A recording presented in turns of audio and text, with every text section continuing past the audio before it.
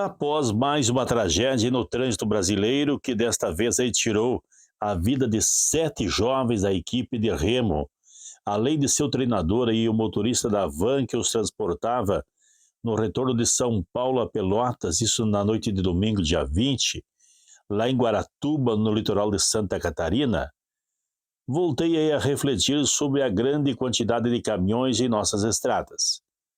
Para melhor entender aí essa realidade, convido você a fazer uma viagem no tempo, revisitando aí as décadas de 1960, 70 e 1980. O declínio das ferrovias no Brasil, aí, que começou no século XX, foi fortemente influenciado por decisões tomadas durante aí os governos militares de 1964 a 85. O papel desses governos foi central, em parte devido à política de priorização do transporte rodoviário em detrimento aí do ferroviário. Alguns fatores específicos explicam o impacto dos governos militares nesse processo. Vamos falar primeiramente sobre a política de substituição pelo rodoviarismo. Durante os governos militares, houve uma opção clara pelo transporte rodoviário como modelo aí de desenvolvimento. Essa escolha estava alinhada aí com a ideia de modernização e integração nacional, além de atender aí aos interesses da indústria automobilística, que ganhou impulso aí com incentivos do governo. O Plano Nacional de Viação de 1973 formalizou essa prioridade, dedicando grandes investimentos na construção de rodovias e negligenciando a expansão e a manutenção das ferrovias. Ao falarmos sobre a expansão das rodovias, entre os principais exemplos dessa política está a criação aí de vias como a BR-101 e a BR-116, que facilitaram aí o transporte de mercadorias e pessoas entre os estados, deslocando aí a dependência que antes existia aí das ferrovias.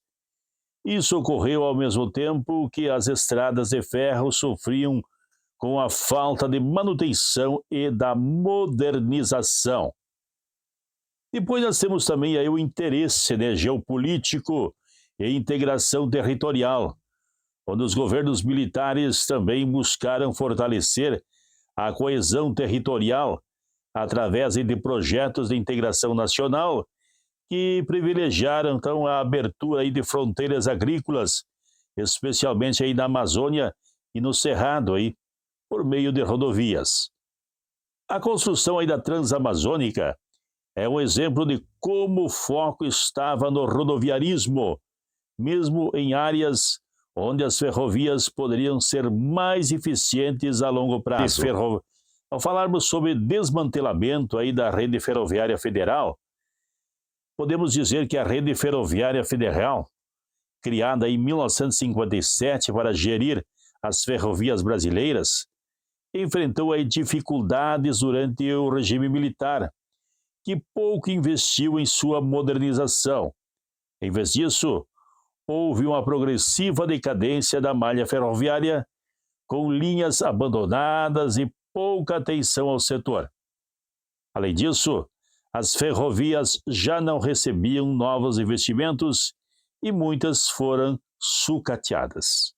Ao falarmos sobre as relações com a indústria automobilística e de combustíveis, o modelo de desenvolvimento econômico adotado durante o regime militar também fortaleceu o poder das grandes indústrias automobilísticas e do petróleo. O crescimento da Petrobras e o aumento aí da frota de veículos eram prioridades. Esse desenvolvimento estava aí intimamente ligado ao transporte rodoviário, relegando as ferrovias a um papel secundário no transporte de cargas e passageiros. Quanto à desregulamentação e privatização, embora aí a privatização efetiva das ferrovias tenha ocorrido na década de 1990, após aí o fim da ditadura, o regime militar preparou aí o caminho para esse processo ao enfraquecer a eficiência do sistema ferroviário estatal. Isso aí ajudou a moldar a percepção de que o setor público não seria o mais adequado para gerir as ferrovias, incentivando o movimento de privatização anos mais tarde. Como consequências, temos aí a perda de competitividade. A infraestrutura ferroviária brasileira, que já estava aí desatualizada, perdeu competitividade em relação ao modal rodoviário. Também temos aí, o aumento dos custos logísticos. Com a hegemonia das rodovias, o custo do transporte de cargas no Brasil aumentou. Isso aí devido à menor eficiência energética e à maior necessidade de manutenção das estradas em comparação aí com os trilhos. Sem falar aí na dependência do petróleo. O predomínio aí das rodovias também aumentou a dependência do país em relação ao petróleo, especialmente aí durante as crises globais do setor lá nos anos de 1970. Esse conjunto aí de políticas e decisões implementadas aí pelos governos militares contribuiu aí de forma significativa para o declínio das ferrovias, consolidando então o Brasil como um país quase que totalmente rodoviário, com todas as implicações econômicas e logísticas que isso gerou. Por menos vítimas iguais a Samuel Benítez, Henri Fontoura, João Pedro Kirchner, Ellen Belloni, Nicole da Cruz, Ângel Souto Vidal, Vitor Fernandes, Ogeder Tissotti, Ricardo Leal da Cunha e tantos outros.